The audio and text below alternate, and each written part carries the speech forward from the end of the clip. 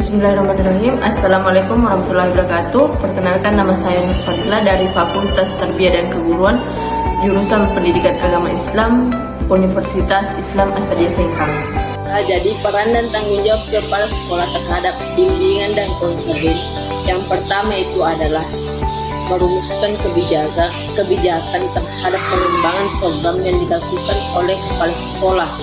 Jadi kepala sekolah ini merumuskan kebijakan atau perumusan program yang akan dilakukan yang memang sesuai dengan kebutuhan peserta didik. Dan yang kedua yaitu sarana dan prasarana.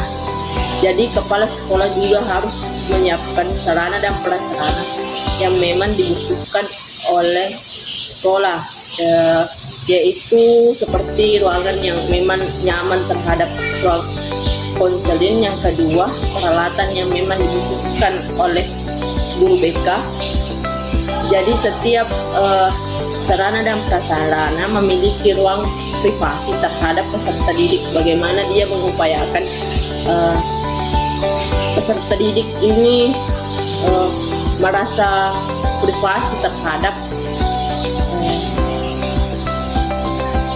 bimbingan yang diberikan terhadap BK. Yang ketiga itu upaya pengembangan terhadap guru BK.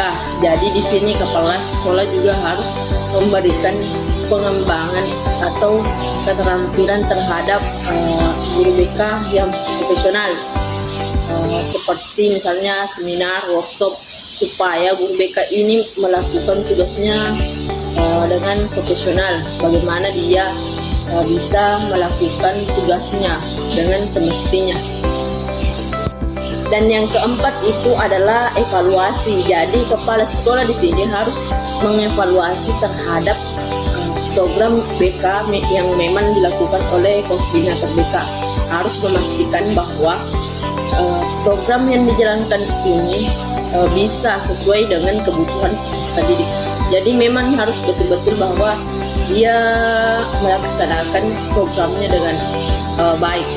Kelima itu membangun kerjasama dengan pihak eksternal, ya, yang dimana di sini yang dimaksud dia menjalin hubungan dengan instansi pemerintahan agar mampu memahami bagaimana berjalannya ini bimbingan dan konseling, karena memang perlu pemahaman bahwa bimbingan dan konseling ini sangat penting. Jadi perlu pemahaman untuk eksternal bahwa BK ini sangat penting dalam sekolah.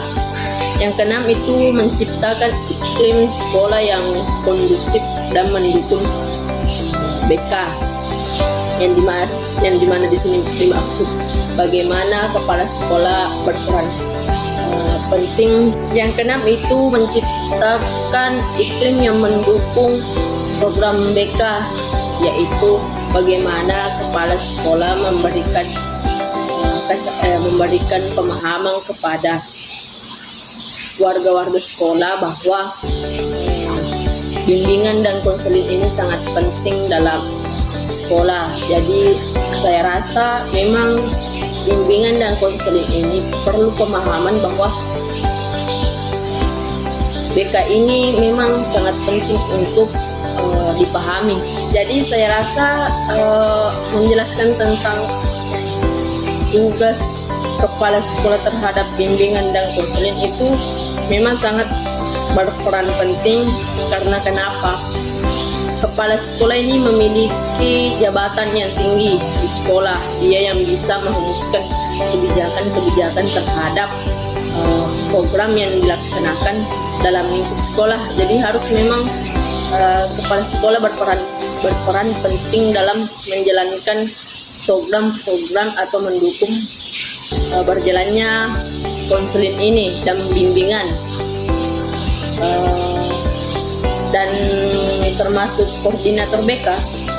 Saya rasa koordinator BK ini juga perlu memahami tugasnya sebagai koordinator, bagaimana dia mampu memahami semua tahap-tahap konseling. Jadi berbicara tentang bimbingan dan konseling ini memang membutuhkan yang namanya bimbingan. Jadi perlu kesadaran juga bahwa bimbingan dan konseling harus sesuai dengan kebutuhan peserta didik yang ada di sekolah dan sesuai dengan visi misi yang ada di sekolah. Jadi menurut saya bahwa